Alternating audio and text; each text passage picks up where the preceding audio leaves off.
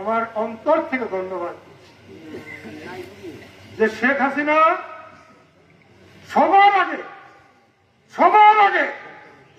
আগে অধ্যাপক ইউনূসকে চিনেছেন। আমরা অনেকেই তারপরে অনেক পরে চিনলাম। আমি তো বহু মানুষের পরে চিনলাম, কারণ আমার তো মনে হয়তো অধ্যাপক ইউনূস খুব একটা ভালো মানুষ। আজকে এই মসজিদের কাছে দাঁড়িয়ে বলি,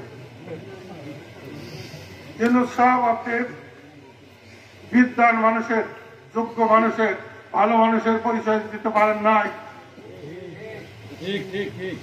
শেখ হাসিনা বলতো আপনাকে সুদখোর, আমি ভাবতাম যে অন্যায় করছে। আজকে বলছি যে উনি ঠিক বলেছেন। দেশের পাবলিক শেখ হাসিনার পরে চিনছে অধ্যাপক ইউনূস। সেই জন্য বলছি, আজকে 15 মাস 16 মাস হচ্ছে, এই 16 মাসে আমরা একটা যুদ্ধ করে একটা দল বানাইছি। আমাদের একদিনের জন্যও আমাদের সাথে কোনো কথা বলে নাই। জামাতের সাথে কথা বলে, বিএনপির সাথে যখন যা দরকার কথা বলে, আর একটা কি জানি না এনসিপি, জুলাই আন্দোলন। আমি কিন্তু আজকেও জুলাই আন্দোলনকে সমর্থন করি।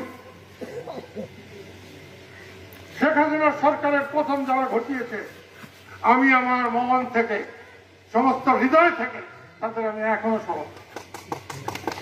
কিন্তু তাদের পরবর্তী কাজ, তাদের পরের কাজ একটাও সমর্থন করতে পারি না। তারা কাউকে মানে। সেই জন্য আপনাদের কাছে বলছি, ওদের যাত্রা হলো শুরু হবো কর্ণধার, তোমায় করি নমস্কার। আমাদের যাত্রা শুরু হলো। আমি খুব খুশি হয়েছি যারা কালীহাতি পর্যন্ত মোটরসাইকেল নিয়ে গেছে। খুব খুশি হয়েছি আজকের এই মিটিং এ। ভালো করে আমরা যদি সময় পেতাম তাহলে এখানে জায়গা হতো না। আমরা কিন্তু এইখানে এই সাথে একটা মিটিং করছিলাম। আমাদের আউলিয়াবাদ কলেজে মিটিং করতে যাওয়া হয় নাই বলে এখানেই করেছে। সেখানে যা যা বলছিলাম আল্লাহ কিন্তু তাইটাই এবং তাইটাই করছে বলে এই লতিফ ভাইকে আমরা পাইছি। আর লতিফ ভাইকে পাইছি বলে আমি তো স্বাধীনতা পেয়ে যাবেন খুশি হয়েছিলাম।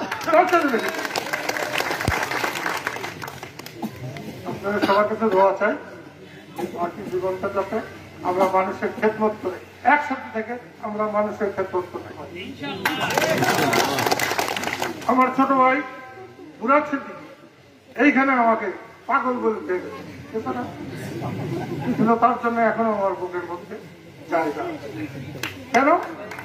ওকে আমি বেশি মাথায় কাছে রাখি, ওকেই আমি বেশি মিষ্টি করি। মানুষের কথা যদি শুনতে পারি, সহ্য করতে পারি, তাহলে মায়ের পেটের ভাই একই রক্ত, কেন পারবো না? আমাকে গালি দিয়ে যদি কারো শান্তি লাগে, ভালো লাগে, নিশ্চয়। লতিফ ভাই, আপনার কাছে অনুরোধ করি, আপনাকে দেখে রাজনীতিতে এসেছিলাম, আপনার সাথে থেকে যাতে এই জগৎ থেকে পরপারে যেতে পারি, একই জায়গায় কবর হবে একটা ভাবি। আল্লাহ যেন আমাদের সহায় হন, আপনাকে দীর্ঘদিন করে সুস্বাস্থ্য। গ্রামের মানুষের দোয়া সবচেয়ে, কাছের মানুষের দোয়া সবচেয়ে বেশি মূল্যবান, কার্যকর। আমি তোমাদের সবার কাছে অনুরোধ করবো আমাদের জন্য দোয়া করো। আমার মা বাবা, আমার স্ত্রী পথে আগে চলে গেছে, ওর জন্য একটু দোয়া করো। আল্লাহ যেন আমাদের রহমত করে সবার জন্য। খোদা হাফেজ।